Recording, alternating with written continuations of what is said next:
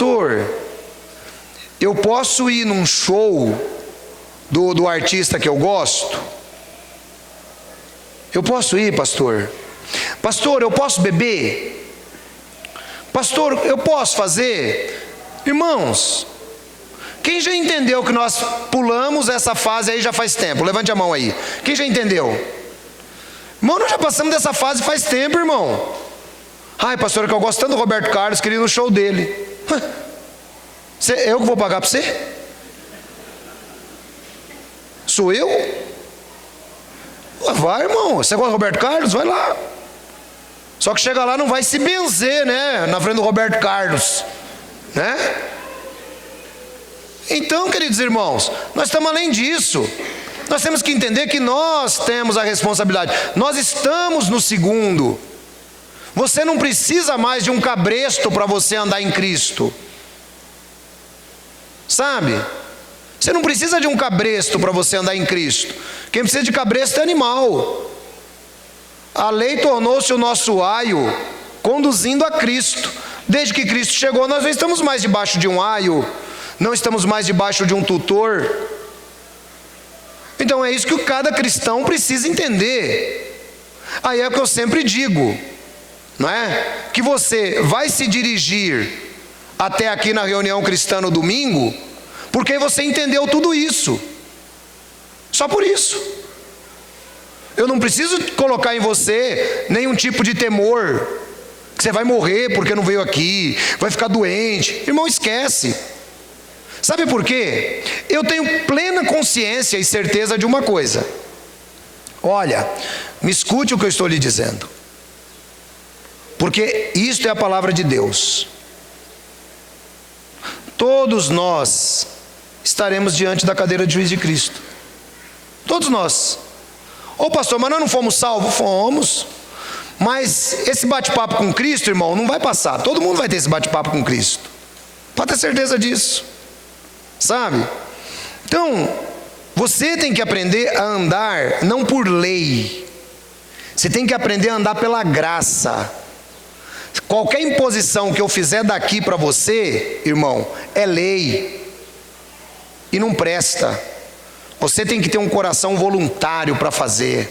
Você tem que ter um coração voluntário para contribuir. Você tem que ter um coração voluntário para ajudar. É simples. É dessa maneira. E aí ele continua. Dia após dia, todo sacerdote apresenta-se e exerce os seus deveres religiosos, repetidamente. Oferece os mesmos sacrifícios que nunca podem remover pecados. Ou seja, essa busca incessante de eu buscar um sacrifício, tentando me curar do pecado, não vai chegar em lugar nenhum, nunca. O sacerdote fazia isso, e hoje a pessoa quer fazer do mesmo jeito. Não, você pode fazer todo dia. Você pode rezar 10 Pai Nosso, você pode rezar 20 Ave Maria, você pode fazer o que você quiser. Se não for pelo sangue de Jesus, se você não estiver no segundo pacto, se você não estiver no segundo mandamento, no segundo testamento, você não chega em lugar nenhum. 12. Mas este sacerdote acabou de oferecer para sempre um único sacrifício pelos pecados, e assentou-se à direita de Deus. Irmãos, agora aqui, veja, ele está fazendo uma comparação da lei com Jesus. Isso está claro para os irmãos? Levanta a mão quem está acompanhando esse raciocínio. Está claro, é lei versus Cristo. Agora aqui ele diz assim, ó: esse sacerdote acabou de oferecer para sempre um único sacrifício pelos pecados. Irmãos, presta atenção nisso aqui. Desde que a lei de Moisés foi instituída até Jesus chegar, nós temos 1500 anos de sacrifício. 1500 anos de sacrifício. Alguém sabe do que adiantou isso? Paulo diz que de nada. era só uma didática. Era só para eles não perderem o foco na realidade que era Cristo. Mas ele diz que Cristo ofereceu um sacrifício uma única vez pelos pecados. Irmãos, é por isto que a Bíblia ensina que o único meio de salvação é você crer em Jesus Cristo. Porque pensa bem, olha só a dificuldade que nós temos, irmãos. Eu já falei sobre isso aqui. Nós temos um homem judeu que morreu há 2000 anos por nós.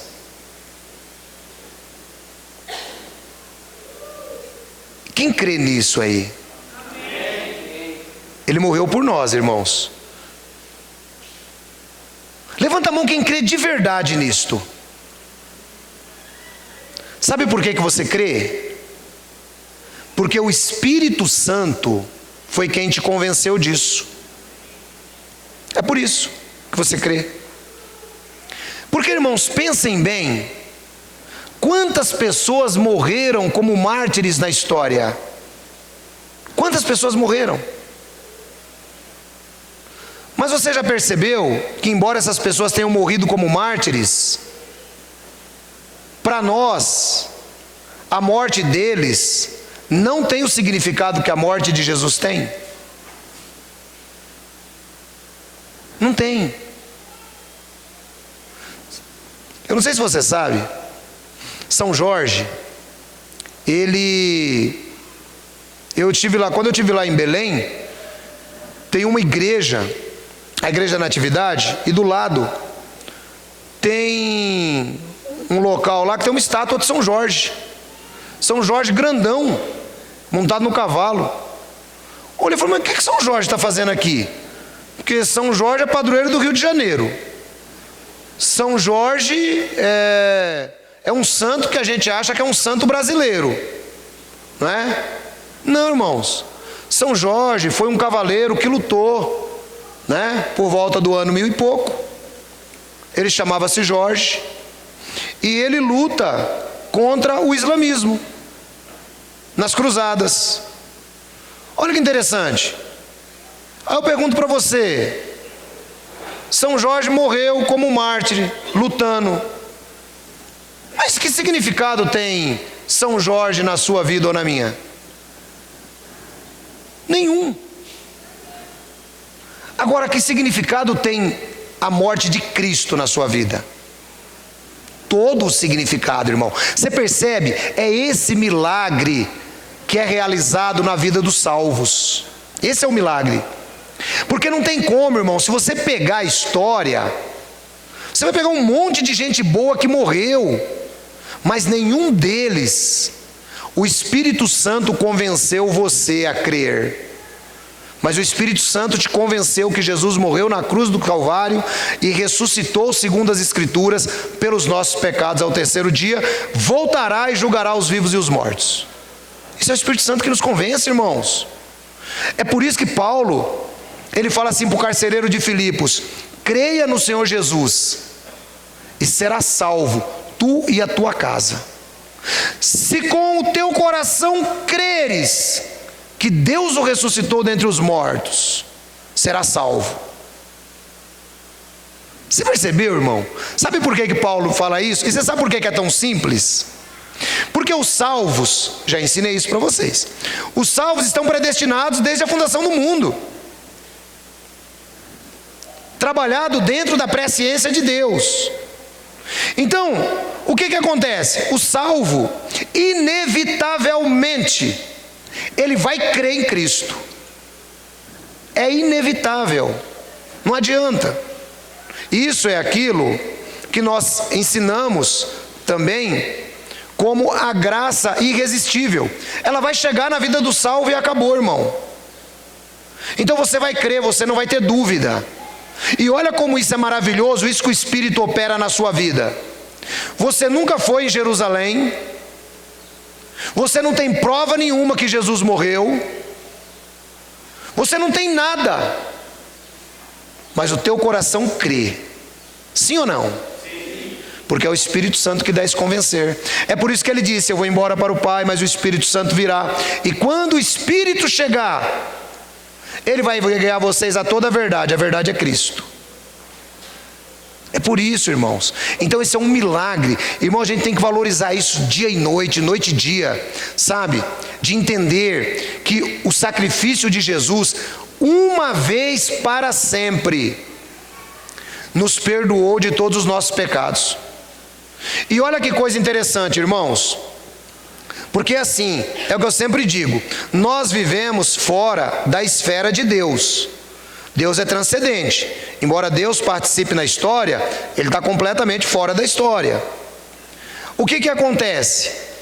Deus, Ele sabia exatamente quem é você. Ele sabia exatamente quem é você. Levanta a mão aí para mim quem fala assim: Deus sabia quem sou eu. Levanta a mão para mim. Deus sabia quem sou eu? Levanta a mão. Todo mundo. Deus sabia quem era você.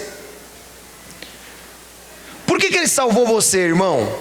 Se Ele sabia que do seu nascimento até a morte, você vai fazer um monte de coisa errada. Por que Ele salvou você? Você entende o paradoxo da história? Deus sabia que você ia nascer, que eu ia nascer. Deus sabia que nós faríamos um monte de coisa errada, mas Ele nos salvou. Você consegue entender isso? Não. Quem não consegue entender diz assim para mim: eu não entendo, ancião. Fala para mim, quem não entende? Todo mundo entende? Então alguém me explique isso, porque eu não sei, eu não entendo. Se vocês entendem, estão melhor do que eu, porque eu não consigo entender. Você consegue entender por que Deus te salvou, varão? Só pela graça. Mas se Ele fosse pegar você, perfil de nascimento, aquele loirinho que está no WhatsApp, assim ó, loirinho do WhatsApp. Quem já viu o pastor loirinho no WhatsApp? Aquele loirinho do WhatsApp até hoje, varão, ele salvava você? Quem ia ser salvo aí se Deus pegasse para fazer uma análise direitinho de sua vida aí? Levanta a mão. Irmão, somos salvos pela graça. Agora veja só, não dá para entender que amor é esse de Deus que resolveu nos salvar. Ele decidiu nos salvar. E é por isso que a Bíblia diz: quem levantará acusação contra os escolhidos de Deus? É Deus que justifica. Eu salvei, acabou, isso é problema meu. Deus, Ele sabia o quanto seu coração responderia à graça, meu irmão. Embora nós, todos como seres humanos, estejamos debaixo daquilo que nós chamamos de depravação total, nós temos algo de Deus no nosso coração. E é isso que respondeu à graça no seu caso. E é o que respondeu à graça no meu caso. Porque se Deus fosse analisar, irmãos, igual eu e você, esquece. Esquece, irmão. Ninguém chegaria em lugar nenhum. Você está entendendo? No primeiro, você queria ser salvo por obras. No segundo, Deus te salvou porque Ele quis. Quem entendeu essa palavra? Não tem como. Você quer ver uma coisa?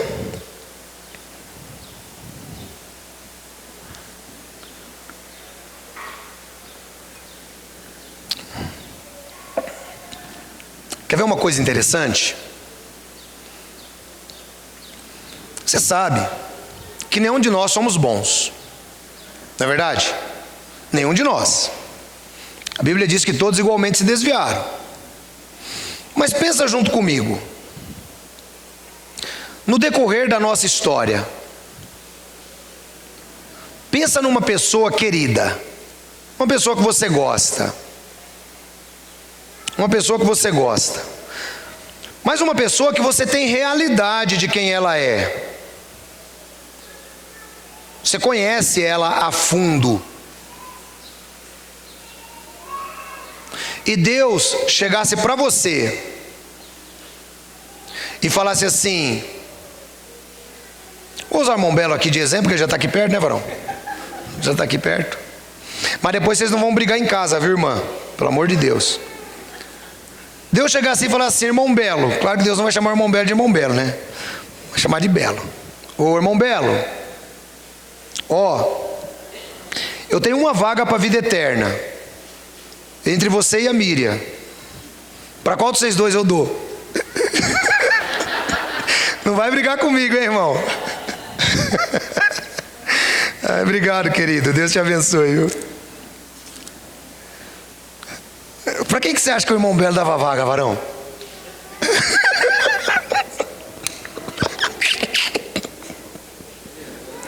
Ele é generoso?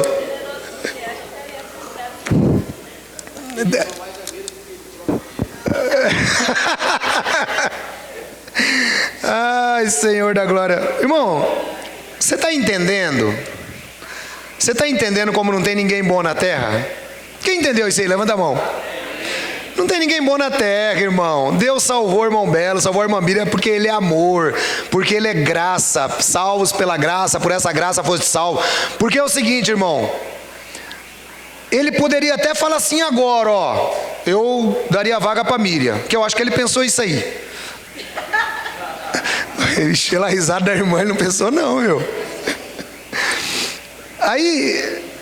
Mas aí, irmão, como ele conhece bem a irmã Miriam, sai daqui agora, eles vão lá, aí vai lá no mercado tal, dali a pouco discute. Aí ele fala, você está vendo?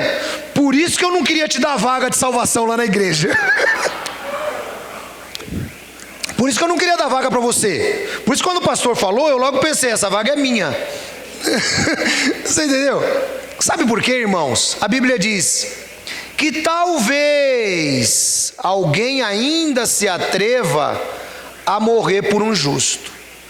Talvez alguém se atreva a morrer por um justo. Talvez, mas é difícil. Agora Deus, Ele nos salvou, irmãos, dentro da sua graça, um único sacrifício, um sacrifício só, de Jesus, pela nossa vida. Será que esse carro é de alguém da igreja? Não? Então tá bom. Então, queridos irmãos, notem a expressão, uma única vez, um só sacrifício, por todos os seus pecados, todos, do dia que você nasceu, até o dia que você vai morrer. É muita graça, não é, irmão? Fala a verdade. É muito amor, não é? É muita misericórdia. Porque você pensa bem, Ele sabia toda a sua trajetória de vida. Ele sabia onde estariam seus pontos fortes. Ele sabia onde estariam seus pontos fracos. Mas tem uma coisa, irmão, que Ele sabia e sabia muito bem. Esse coração vai responder ao meu sacrifício na cruz do Calvário. Eu sei que Ele vai responder. E uma vez, irmão, que Ele responde, queridos irmãos, o sangue de Jesus nos purifica de todo o pecado. Alguns dizem, esses dias me perguntaram sobre o caso de Jó, né? Perguntaram sobre o caso de Jó, porque o pessoal pega o caso de Jó e tenta fazer um draminha no caso de Jó, sabe? O pessoal que é meio maniqueísta, o pessoal que é meio dualista, eles pegam o caso de Jó e tentam fazer um draminha bíblico em cima do caso de Jó, né? Olha, tá vendo? O Jó respondeu satisfatoriamente a Deus. Ele mostrou para o diabo que ele era capaz de ser fiel a Deus. Eu acreditei nessa historinha durante minha vida inteira, até porque servia aos interesses da seita que eu vivia. Irmão, depois quando você começa a estudar a Bíblia e entender, você sabe por que Jó respondeu satisfatoriamente ao desafio do diabo? Sabe por quê? Só tem um motivo, é porque Jó era salvo. E Deus acredita em quem é salvo, irmão, Ele conhece o seu coração. Foi só por isso que Deus, você está vendo aquele Jó lá? Aquele cara lá, você deu carro novo para ele, você deu terreno para ele, você deu tudo para ele. Mas agora você vai ver se tocar nele lá para ver se ele não te amaldiçoa. Toma dele para você ver. Deus está falando assim, porque Deus, diferente de Satanás, Deus conhece o princípio, o meio e o fim da sua vida.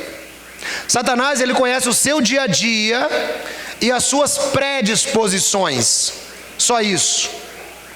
Deus não, Deus conhece do começo ao fim. Então tu olha, o Jó, pega lá, tenta ele então, fica à vontade. Não deu certo, tomei tudo do Jó e ainda assim o Jó continua. Tá bom então, vamos mexer na alma dele, vamos mexer no corpo. E aí vamos ver o que vai acontecer diante da doença. Vamos ver se o Jó vai lá para o João de Deus pedir cura. Vamos ver se o Jó vai dar todo o dinheiro que ele tem para ser curado. Não. Deus fala assim, mexer na doença? Pode mexer. Só não pode morrer, porque morrer é covardia, né? Senão como é que vai fazer? Aí Deus vai ter que ressuscitar o Jó. Então morrer não pode. Mas o resto pode fazer tudo. Sabe por quê, irmãos? Deus sabia que Jó era um salvo. É só isso. Nem mais nem menos. Deus conhecia a predisposição de coração de Jó. Deus conhece a predisposição do seu coração. Irmão, o salvo, ele vai rodar, vai apanhar. Ele vai apanhar, vai cair, vai acertar, vai levantar, mas ele é salvo no sangue do Cordeiro. Era o caso de Jó. Então, queridos irmãos, foi só um sacrifício pelos pecados. É isso que eu quero que você entenda. Por todos os seus pecados. Todos. Do dia que você nasceu até o dia que você vai morrer. E a chave de tudo isso está em uma coisa só: em você ter aceitado a Jesus Cristo como Senhor e Salvador das suas vidas. Irmão, o processo é irreversível. O processo é irreversível. Uma vez que você aceitou Jesus como seu Senhor e Salvador, pessoal, não é coletivo, é pessoal, acabou. Você está selado com o Espírito Santo de Deus. E você só aceitou porque o Espírito Santo te selou. Então foi um único sacrifício. Aí ele continua: daí em diante, esperando até que os seus inimigos sejam colocados como estrado dos seus pés. Porque por meio de um único sacrifício, ele aperfeiçoou para sempre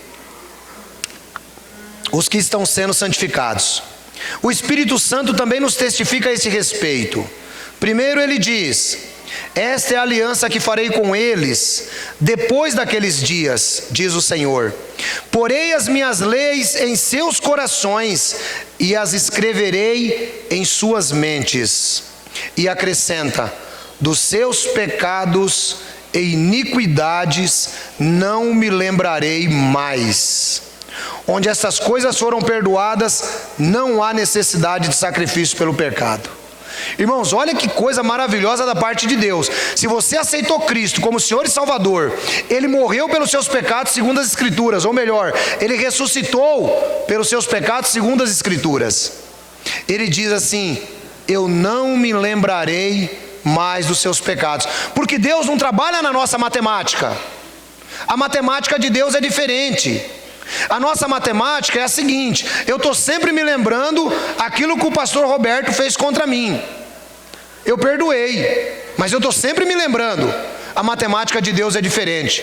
A matemática de Deus é assim: você aceitou Jesus Cristo como Senhor e Salvador, eu conheço seus pecados da hora que você nasce até a hora que você morre, só que eu não estou nem querendo saber deles, porque você está salvo em Cristo Jesus. E o sangue de Jesus é muito superior ao sangue de touros e de bodes, e é por isso que Ele nos purifica de todo o pecado. Onde as coisas foram perdoadas, não há mais necessidade de sacrifício. É por isso que nós não fazemos mais sacrifícios. É por isso que nós não fazemos campanhas. É por isso que nós não fazemos um monte de coisa. O sangue de Cristo é autossuficiente. 19. Portanto, irmãos, temos plena confiança para entrar no Santo do Santo pelo sangue de Jesus, por um novo e vivo caminho que ele abriu por meio do véu, isto é, do seu corpo. Temos um grande sacerdote sobre a casa de Deus. Aí agora aqui ele dá o segredo, irmãos. Olha aqui no 22. Sendo assim, aproximemo-nos de Deus com um coração sincero, com plena convicção de fé, tendo os corações aspergidos para nos purificar de uma consciência culpada, e tendo os nossos corpos lavados com água pura. Irmãos, veja aqui o segredo. Nos aproximemos de Deus com um coração sincero. Um coração sincero. Quando nós fazemos isso, irmãos, é exatamente o coração que Deus, Ele leu na eternidade. O seu. É dessa forma. Nos aproximemos de Deus com um coração sincero. Sabe? É isso que Deus busca em cada um de nós. Eu ouvia os crentes dizerem isso antes de eu me converter. Que Deus, Ele quer o seu coração. Principalmente nos debates, né, de crentes sobre pintura, isso e aquilo. Não, Deus, Ele quer o seu coração. E eu não entendia, irmãos. Depois, conforme a gente vai crescendo, vai estudando, a gente vai entendendo. Irmãos, sabe por que Deus quer um coração sincero? Queridos, é porque só um coração sincero consegue se aproximar de Deus da maneira como você tem tentado se aproximar. Perante nós, todos nós somos bons, mas perante Deus, o seu coração é aquilo, irmãos, que está no mais recôndito da sua vida. É aquele final, sabe? É aquilo que você não consegue nem falar com ninguém. Já passou por isso, varão? Negócio você não consegue falar com ninguém, só você. E você para, pensa. Quem já passou por isso aí? Levanta a mão. Que é só você. Levanta a mão. Alguns irmãos. Então, irmão, é esse coração aí que Deus quer. É um coração aspergido. É um coração que reconhece erros. É um coração, irmãos, que se quebranta diante de Deus. Esse é o coração que Deus quer. Sabe? Porque em contrapartida, esse coração é a nossa disposição mental. É aquilo que nós temos de mais íntimo do nosso ser. Sabe aquele quarto escuro da sua vida? Sabe? Aquele que você não fala com ninguém. Quem tem isso aí na vida? Levanta a mão. Quarto escuro que não fala com ninguém. Levanta a mão, vamos ver. Todos nós temos, irmãos. Alguns não levantaram, eu explico. Esse quarto escuro na sua vida, irmão, é o coração sincero que Deus quer. Deus não quer blá blá blá. Deus não quer conversinha. Deus quer que você, quando fala com Ele, tenha um coração contrito. Deus quer em você um coração igual daquele homem que subiu para orar. Subiram dois, um religioso e subiu um publicano. O religioso estava cheio de conhecimento de Deus, era um guardião da lei, era um fariseu, e ele dizia: Senhor, te agradeço porque não sou como os demais homens, extorsores, fornicários, gananciosos, adúlteros, igual esse publicano que está aqui do meu lado. Olha que coração mau desse cidadão, mas era um coração cheio de conhecimento, era um coração cheio de Bíblia, era um coração cheio de lei. O outro subiu e falou assim: Senhor, eu me rendo, só peço que o Senhor tenha misericórdia de mim porque eu sou pecador. Irmãos, Deus vai no fundo do coração desse homem, e Jesus diz assim: sabe qual dos dois saiu justificado perante Deus? Aquele que tinha o seu coração exposto a Deus. Então você precisa orar. Quando a Bíblia diz assim, Dá-me um novo coração, até a gente canta, né? Dá-me um coração igual ao teu, meu mestre. O que essa música está querendo dizer, irmãos? É simplesmente